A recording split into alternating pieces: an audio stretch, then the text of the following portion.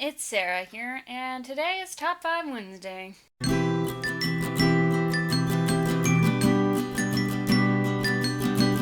So, as some of you have probably noticed, I have not done a Top 5 Wednesday video in a while. You know, I do my writing tip video every Thursday, and I started doing my Friday 5 videos every Friday, which is a lot like Top 5 Wednesday, but we talk about music instead of books. I'll leave a link down below if you want to check that out. So I just haven't managed to squeeze in Top 5 Wednesday or Tuesday Talks in with all my other videos in quite some time, but I wanted to jump in today because the topic is Top 5 Required Reading Books.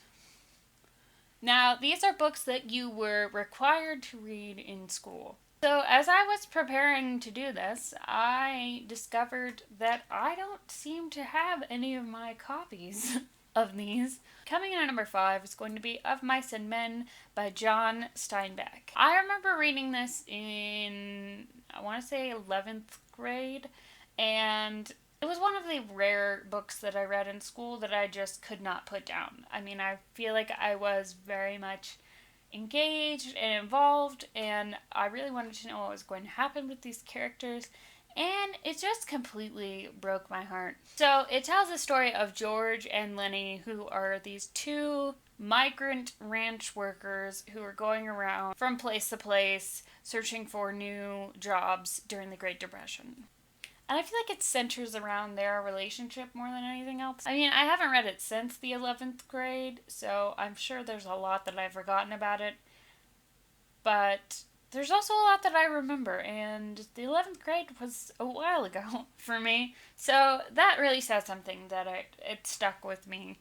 Coming in at number 4 is going to be Lord of the Flies by William Golding. Now, for those of you who like The Hunger Games, if you have not read Lord of the Flies, I recommend you do so ASAP, because as soon as The Hunger Games came out and I read The Hunger Games and I really loved it, this is the first book that I thought of. Especially when people were making a stink about The Hunger Games being too violent for children, etc. I mean, this book, it's pretty, well, let's just say I didn't think The Hunger Games was any worse.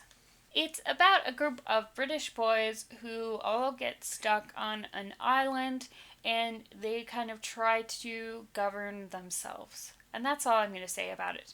But yeah, it's really fascinating. It kind of, if you're interested in sort of psychology, I think it's a great thing to read.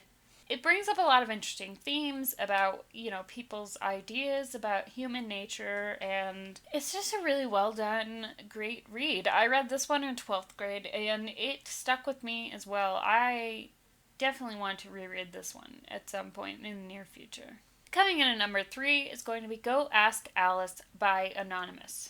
Now, this is an anonymous diary by a young girl that was written in the 60s. And, you know, this is actually the first book that I remember seeing in the young adult book section.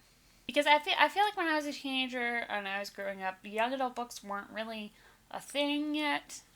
There were some books in the young adult section, but it wasn't like it is now. It wasn't a very popular genre that adults were also reading. Anyway, I read this book in a 10th grade class, I believe, and I flew through it in like a day or two. I just couldn't put it down. I thought it was really fascinating. It's really sad. I mean, it describes how a young woman sort of loses herself to addiction and drugs and things of that nature. But I would still recommend reading it. Even though it is sad and it is disturbing, it's still really beautiful, I think. And it's also an important book to read so that you can just kind of, you know the truth and be aware of how these things affect people. Coming in at number 2, I actually did find my copy of this one, but it looks horrible,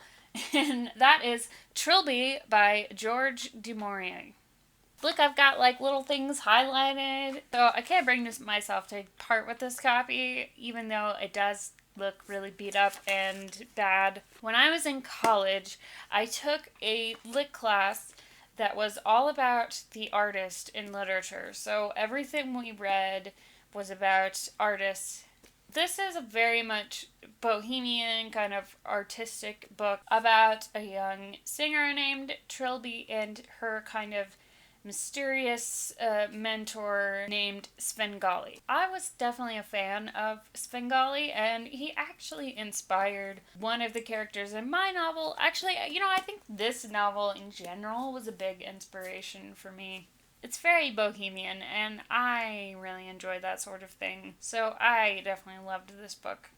And coming in at number 1 is going to be a book that I read in the same class, and that is The Sorrows of Young Werther by Johann Wolfgang von Goethe. I think is how you say that. I forgot. This is also a book about a young man who is artistic and very sensitive, and he's having a hard time fitting in with normal society and doing all of the things that people are expected to do in society, and he just kind of wants to be an artist and create. It's a really great book. It's really kind of romantic and emotional, and if you connect with that theme of being an artist and, not exactly fitting in with society and what you're expected to do, I think you would definitely connect to this book. And, when I read it, I was like 21, 22, and I very much connected with it.